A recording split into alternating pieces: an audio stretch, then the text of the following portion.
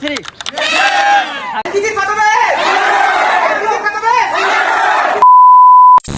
বিদায় শব্দটি হয়তো ছোট, কিন্তু এর ভিতরের গল্পটা অনেক বড়। আজকের দিনটি শেষের নয়, বরং এক বুক স্মৃতি নিয়ে নতুন এক পথ চলার শুরু। আজকের ভিডিওটি হলো আমাদের কলেজের র্যাগ ডে নিয়ে। র্যাগ ডেতে কি কি করেছিলাম না করেছিলাম এবং কেমন মজা করেছি সেগুলো নিয়ে থাকছে আজকে। তো চলো ভিডিওটি শুরু করি।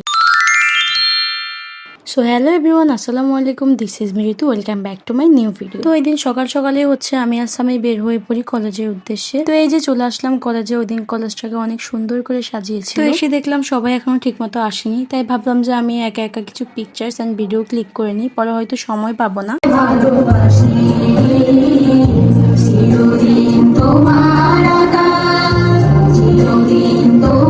তারপরে এই তো জাতীয় সঙ্গীত দিয়ে আমাদের প্রোগ্রামটি শুরু হয় এবং প্রোগ্রামের শুরুতেই আমরা স্যারদেরকে ফুল দিয়ে বরণ করে নিই। তারপরে বরণ করে নিই আমাদের কলেজের নিউ ফার্স্ট ইয়ারের স্টুডেন্টসদের। তারপরে একে একে সকল টিচার্স এবং আমাদের পক্ষ থেকে আমাদের মনিটর মারু বক্তৃতা দেয়। তারপরে এত বেশি ঝড় তুফান শুরু হয়ে যায় যে আমাদের প্রোগ্রামটি শর্ট করতে হয়। দেন আমরা চলে যাই কেক কাটিং। তারপরে যে আমরা সবাই মিলে কেক কাটিং করলাম। কেকটা কেমন হয়েছে অবশ্যই কমেন্ট করে জানাবো। কেক কাটিং এর পর আমরা সবাই মিলে স্যারদের সাথে ছবি তুলে নিচ্ছিলাম, কারণ আর হয়তো ছবি তোলার সময় পাবো না বা ছবি তোলা হবে না। তারপরে একে একে সবাইকে ক্রেস্ট দেওয়া হয়। ক্রেস্টটা পেয়ে এত বেশি হ্যাপি লাগতেছিল, মনে হচ্ছে যে সবকিছু পেয়ে গিয়েছি, কিন্তু না, এখনো অনেক কিছু অ্যাচিভ করা বাকি রয়েছে আমার। সবকিছু আস্তে আস্তে হবে ইনশাল্লাহ। তারপরে যে যার মতো পিকচার্স এবং ভিডিও ক্লিক করে নিচ্ছিল। আমিও অনেকগুলো পিকচার্স এবং ভিডিও ক্লিক করেছিলাম, যেগুলো তোমরা অলরেডি দেখেছো। তারপরে সবাই মিলে এখানে চলে যায় গ্রুপ ফটো এবং ভিডিও ক্লিক করার জন্য। ওই দিন সবাই মিলে অনেক অনেক ছবি এবং ভিডিও করেছিলাম, যেগুলো তোমাদের সাথে এখনো শেয়ার করা হয়নি। আস্তে আস্তে সবগুলো ছবি এবং ভিডিও শেয়ার করবে ইনশাআল্লাহ। তারপর সবাই মিলে একসাথে চলে আসি দুপুরে খাওয়ার জন্য।